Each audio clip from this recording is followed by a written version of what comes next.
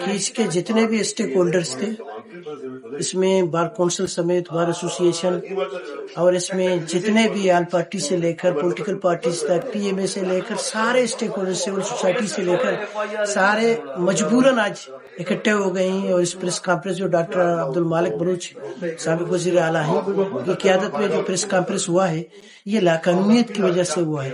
یہاں اغوا برائے تاوان، ڈکیتیاں روز بروز ان پہ اضافہ ہوتا جا رہا ہے.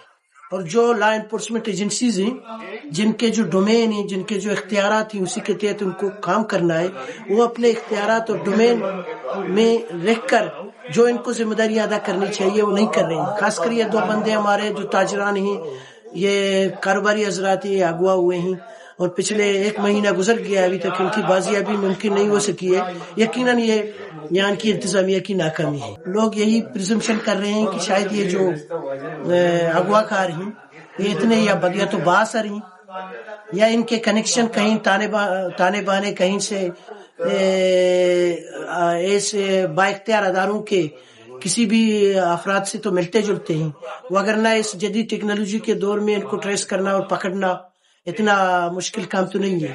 انتظامیہ اپنی ذمہ داری پوری کر کے فوراً جو اغوا کار ہیں ان کو گرفتار کریں اور جو بندوں کو اغوا برائے تاوان کے لیے اغوا کیا گیا ہے انہیں بازیاب کیا. اگر یہ بازیاب نہیں ہوئے تو یقیناً یہاں کے جو پولیٹیکل پارٹیز ہیں، یہاں کے اسٹیک ہولڈرز ہیں، بار ایسوسی ایشنز ہیں، بار کونسلز ہیں، وہ تو سراپا احتجاج ہوں گے اور سخت سے سخت احتجاج کریں گے.